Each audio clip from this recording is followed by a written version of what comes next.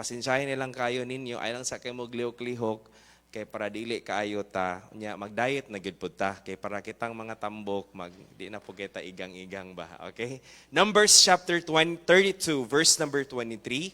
Numbers chapter 32, verse number 23. And let's read together this one verse, and this one verse is a very important one sa akong pagkabata.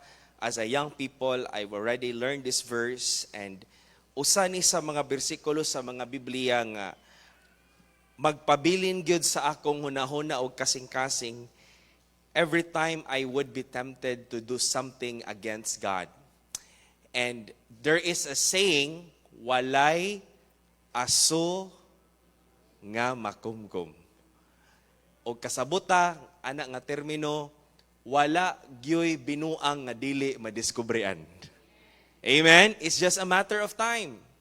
If you're doing something wrong, maybe no one knows about it, but walay aso nga makumkum. By and by, it will all be revealed. Numbers chapter 32, verse number 23. One verse only. Let's read together. Go.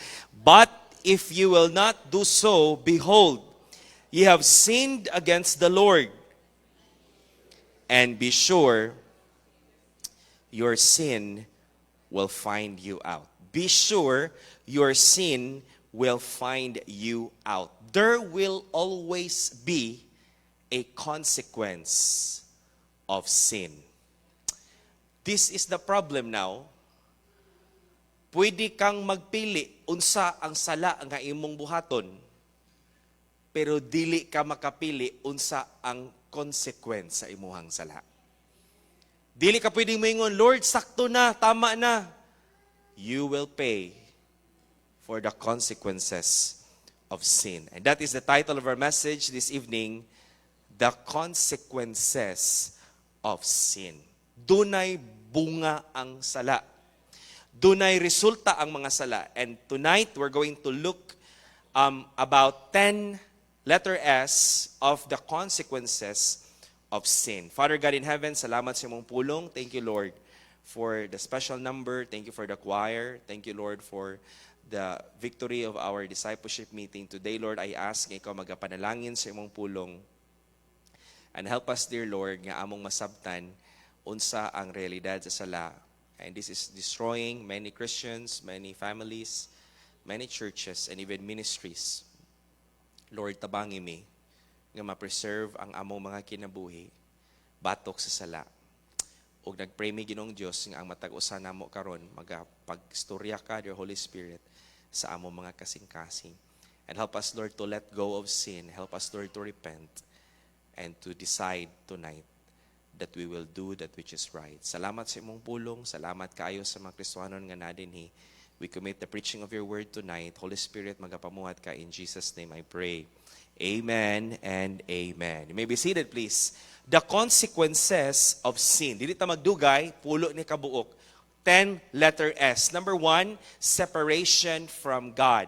Separation from God. We know the verse, Isaiah chapter 59, verse number 2. But your iniquities, apan ang inyong mga sala, nakapatago sa inyong nawong, gikan kaniya, have separated between you and your God, and your sins have hid his face from you, that he will not hear. Because of sin, Adam and Eve, they were thrust out from the Garden of Eden.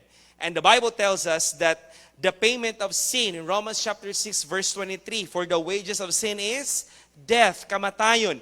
Ug ang kamatayon, ang gisgutan sa ang pasabot sa kamatayon is separation. The first death is called the physical death, wherein our soul will be separated from our body. But the spiritual death is that our soul would be eternally separated from God. Muna nga ang tao, magbayad sa siyang sala, didto siya sa impierno, mahimulag siya gikan sa presensya sa Ginoo hangtod sa kahangturan. And the reason for our separation from God because of sin is tungod sa pagkabalaan sa ato ang Dios. God's holiness demands separation. Our God is a holy God. The Bible tells us in the book of 1 Peter chapter number 1, "Be ye holy, for I am holy." God hates sin. Dili ganahan ang Dios og sala. That is why when a person commits sin, the first parent, ang atong unang ginikanan nga nakasala, they were separated from God. And from that day on until today, ang mga tao, mga kaigsunan, nahimulagta gikan sa Dios. Salamat ni Jesus Christ that through His death, we are reconciled and we are adopted into the family of God through the Lord Jesus Christ. Nahimo kitang mga anak sa Ginoo. Separation from God. Number 2, the second consequences of sin is the silence of God in our prayers. One of the things that disheartens many believer is that naay mga panahon nga magampo ta nga dili ta tubagon sa Ginoo. Ang problema, mga kaigsunan, kinahanglan atong susihon basin og naatay gibuhat nga dili makapaymaya sa Dios. The Bible says in Psalm chapter 66, verse number 18, the Bible says, "If I regard iniquity in my heart, the Lord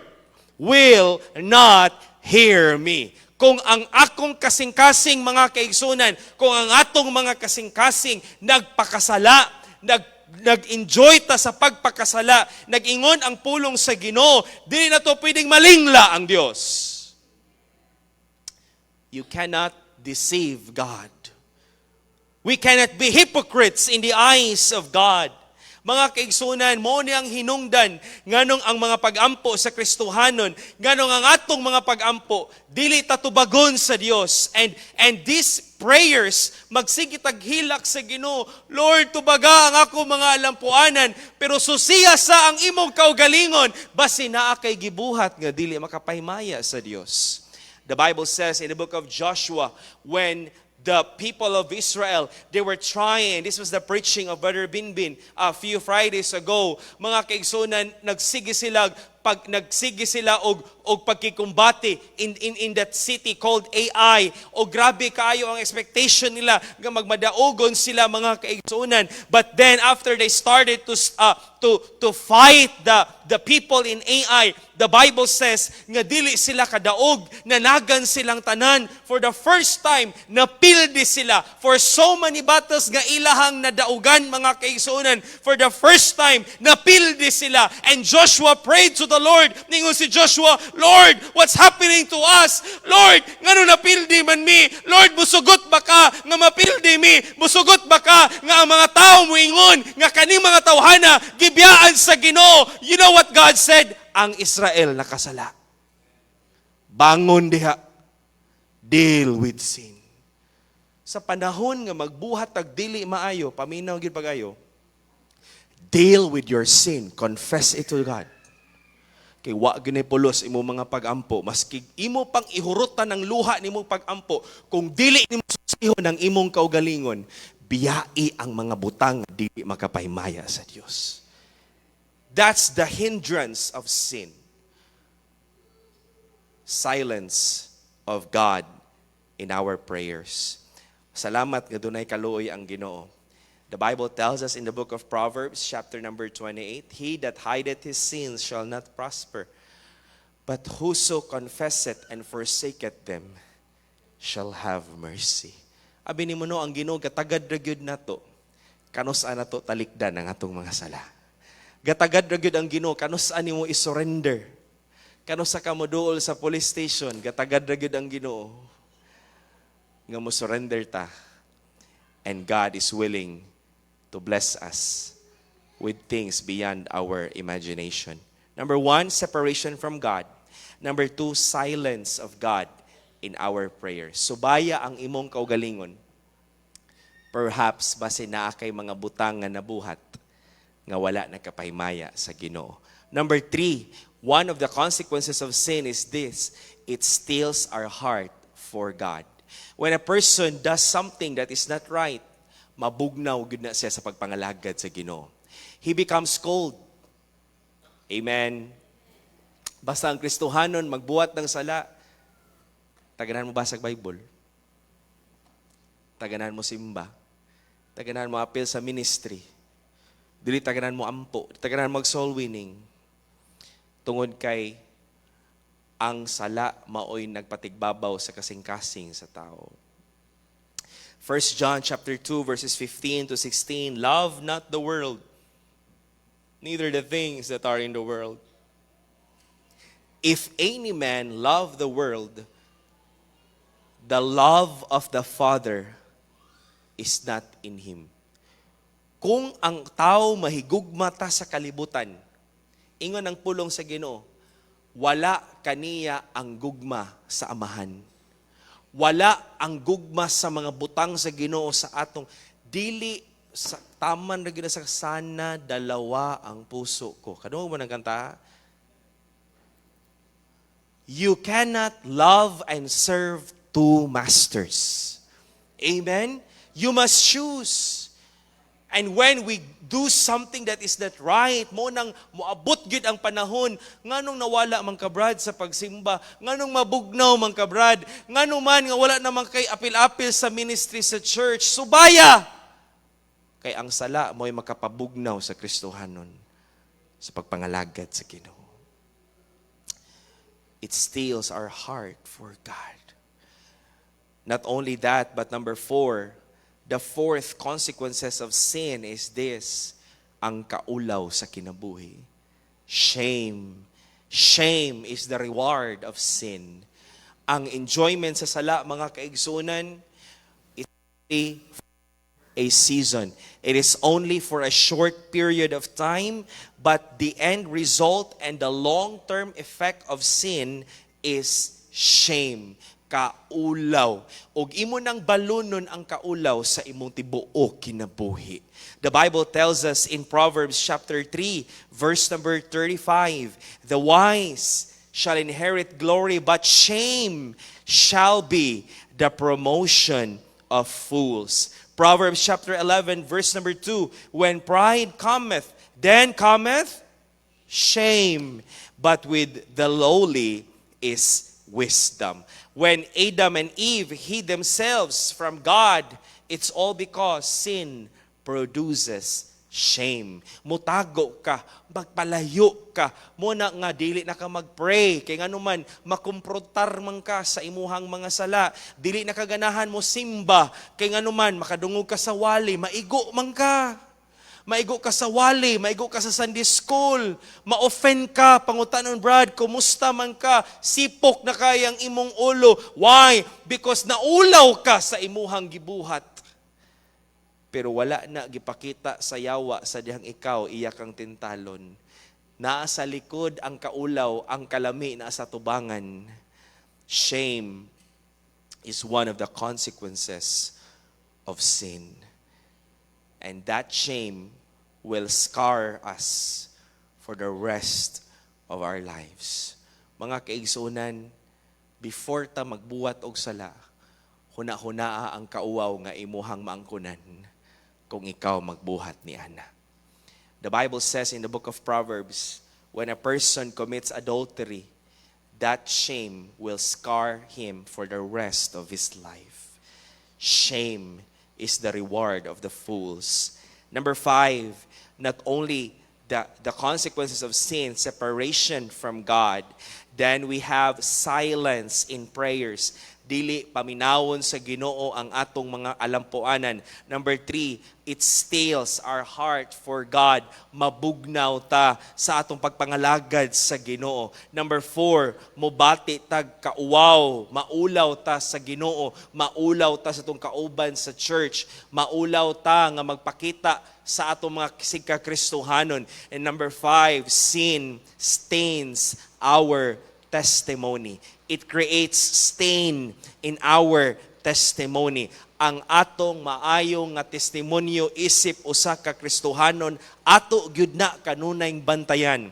Our testimony is precious. Our testimony is priceless because through our lives makita nila nga dunay Ginoo sa ato ang kinabuhi. Nga dunay tinuod nga Dios. Daw sa waay lang sa Kristohanon ang ihang testimonyo, mga kaigsuonan. Pero kung imong makita o makadungog ka sa ubang mga tao nga moingon nimo nga na-bless ko, nga nakakita sa imuhang kinabuhi, kay pinaagi sa imong maayong kinabuhi, nakakila ko sa tinuod nga Dios. Naagyuday tinuod nga Dios pinaagi sa imong kinabuhi. And it will be an encouragement to all of us nga ang mga tao di ay naglantaw sa atong mga kinabuhi. But here's the thing, it is easy for us to stain our testimony. The Bible tells us in 2 Samuel chapter 12, verse number 14. 2 Samuel chapter 12, verse number 14. Moni ang time nga si David nakasala siya sa Ginoo. And this was the time nga si David nakasala siya og gitawag og adultery. And this was the time nga iyahang gikuha, gihilabta niya ang asawa ni Uriah, og si Uriah iyang gipapatay. Ingon siya sa iyang general, ibutang si Uriah sa pinakaatubangan sa gubat aron siya mamatay. And it was a perfect plan. But later on, mga kaigsunan, sa dihang naburos na ang babae, sa dihang nanganak na ang babae, David was confronted o sa diha nga gikomprontar siya, salamat nga si David ning angkon siya sa iyahang sala. David said to Nathan, I have sinned against the Lord. But here's the problem, mga kaigsunan. Again, pwede kang makabuhat, makapili sa imong sala, pero dili ka makapili sa imuhang consequences sa imuhang sala. And so here's what happened. The Lord said to David, nga pinaagi sa imong gibuhat, na ulawan ang ngalan sa Ginoo. Remember this tonight, if you are saved, say amen. Kung tinuod kang luwas, say amen. Mga kaigsunan, kung tinuod kang luwas, you cannot erase this fact sa atong kinabuhi, nagbitbita sa ngalan ni Kristo. We are carrying the name of our Lord Jesus Christ. And David, because of his sin, ingon ang pulong sa Ginoo, because by this deed, katong iyang gibuhat, thou hast given great occasion to the enemies of the Lord to blaspheme. Tanawa, oh. Ingon iya si Ginoo. Tanawa, oh, Kristohanon. Mo ba gunay binuhatan o Kristohanon? May padayning dili Kristohanon? Hello? Tanawa na, baptis. Mo na'y baptis? Mura naman lagi, mo inom naman gigigihapon. So may kalahian na sa tuwa. Parihara day tang tanan. Dili ba maulawan ang ngalan sa Ginoo? It brings shame. It stains our testimony. 2 Timothy chapter 2, verse number 19, the Bible says, nevertheless, the foundation of God standeth sure, having this seal, the Lord knoweth them that are His. Kaila ang Ginoo kinsay iya. And here's what the Bible says, and let everyone that nameth the name of Christ, if you are a child of God, we must depart from iniquity. Why? Because mga tao ta sa Ginoo. Hebrews chapter 12, verse number 14, the Bible says, follow peace with all men and holiness, without which no man shall see the Lord. Kung walay pagkabalaan, walay makakita sa tinuod nga Ginoo, without which no man shall see the Lord. What a wonderful thing to see when a person is living right before God. When Dr. Army Gisalva would stand in the pulpit, maski hindi pa siya mo istorya, mabless na ka sa iyang kinabuhi. Why? For many years of faithfulness to the Lord, it was a lifetime of building of testimony. Pero sultian ti ka, maski ikaw pang pinakamaayo manulti diri sa tubangan, kung guba imong testimony, wa gyud tawo mapanalanginan sa imong kinabuhi. Let it be tonight that when people would look at us, they will be blessed by our life.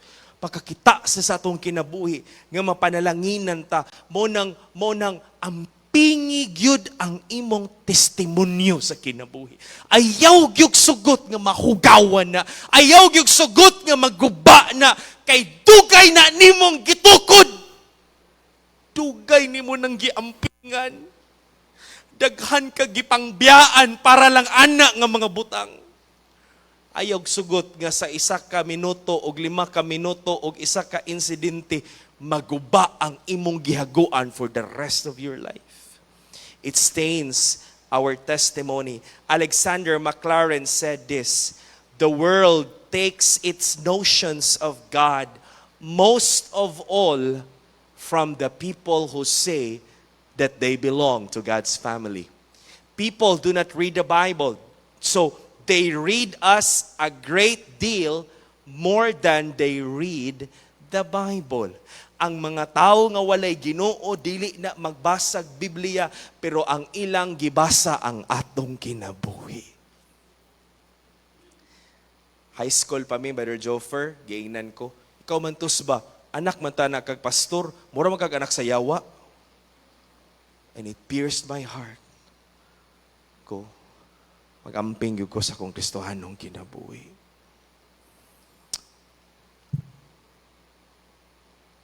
Dito sa itong gitrabahoan, maglisod yung kag-share sa pulong sa Ginoo kung bati imong testimony. Hello? Ani bitog, storya ka sa imong pulong sa Ginoo, ali mo, mag-Bible study ta, wana mo ta. Luudan ni mo paminawon, oy. Diyos nun po day kabay. Kusog lagi kay ka mamalikas. People do not read their Bibles, pero ang ilang basahon ang atong mga kinabuhi. Consequence of sin, it stains our testimony. Unsa kahay may tabo kung maguba ang atong testimonyo. Wala na'y mutuo nato. Wala na'y mapanalanginan sa atong kinabuhi. Isn't it a blessing nga dunay mapanalanginan sa atong mga kinabuhi? Nga makakita sila nato, nga ma-encourage sila, nga diha magpadayon sa atong buhi nga Dios sa pagpangalangad. Number 1, separation from God. Number 2, silence in prayers. Number 3, it steals our heart for God. Number 4, shame. Number 5, it stains our testimony. Number 6, ikaunom nga consequence sa sala ug moni ang buhaton sa Ginoo kung tinuod kang luwas. Bunalan gyud ka sa Ginoo. Ingon ang Biblia in Hebrews chapter 12 verses number 5, and ye have forgotten the exhortation which speaketh unto us, unto you as unto children, my son, despise not thou the chastening of the Lord, nor faint when thou art rebuked of him. Because God loves us, He will rebuke us. Badlungon ta sa Ginoo. Kastiguhon ta sa Ginoo. Jump to verse number 11. The Bible says, now no chastening for the present seemeth to be joyous, but grievous. Sakit kung bunalan ta sa Ginoo.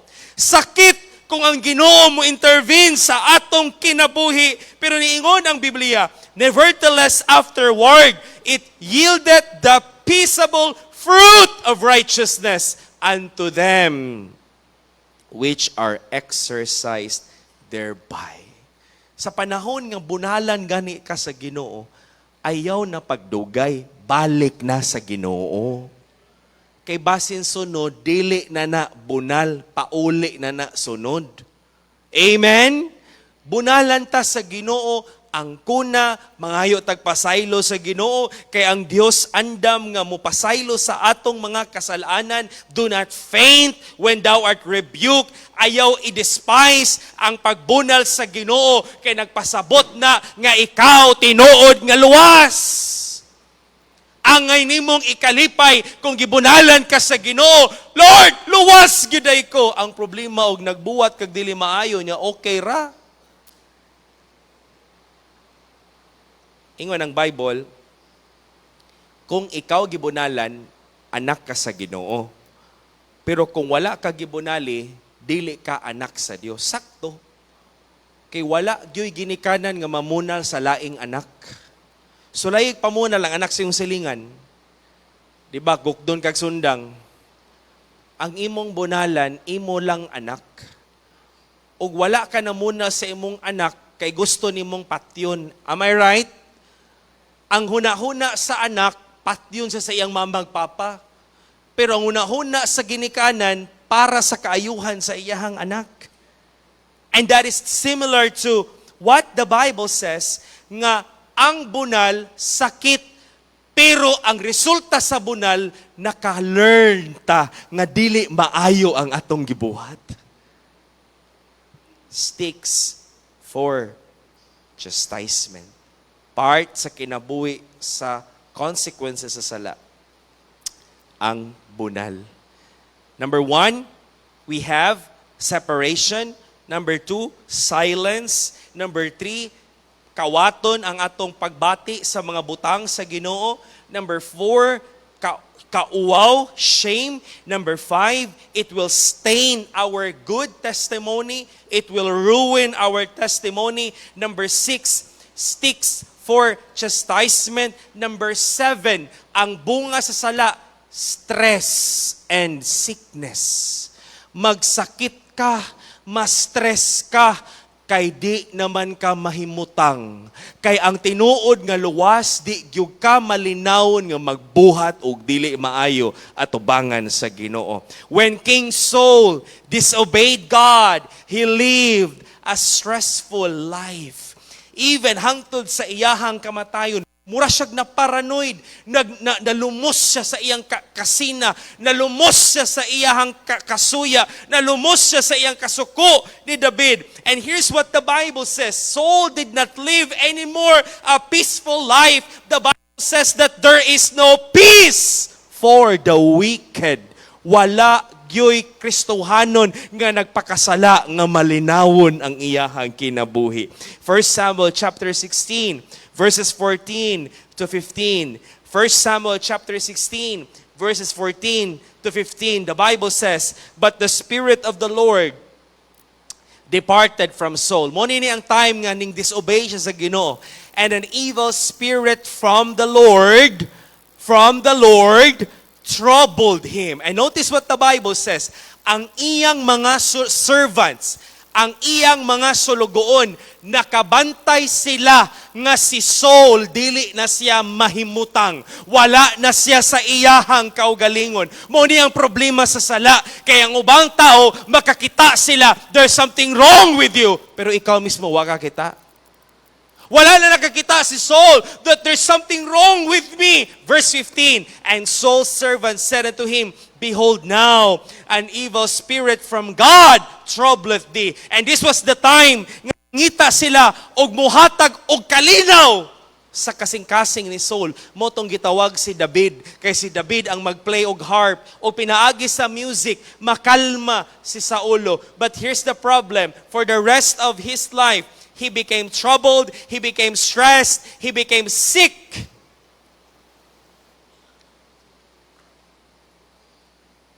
Grabe ang stress nga magian nimo kung magbuhat kag dili maayo. Magkakita kag taong malulong sa bisyo, magniwang, dako ang tiyan. Ang bisyo no makapatigulang sa tao. Hello? Amen? Napa mo diya? Ang bisyo makapatigulang sa tao. And there's a science, there's a study about it.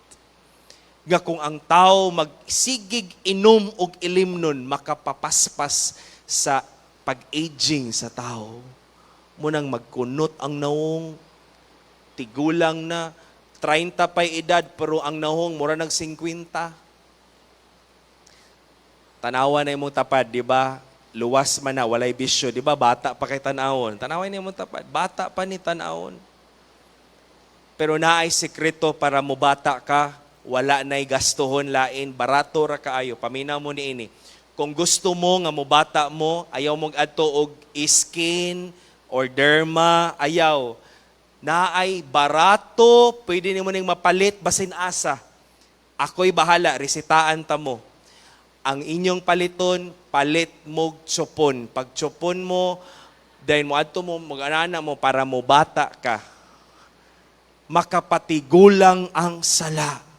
Makapatigulang ang magbuhat og dili maayo. Why?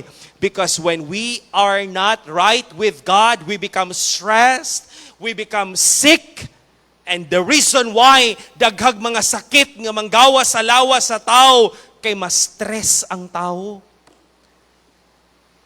Munang ay mo pagpa-stress, magbuhat tagmatarong atubangan sa Dios. Magkisa ko'y dili ma-stress nga magtago-tago ka. Tago-tago ko. Anig mo kiring ang silpod. Kinaday ka text lain.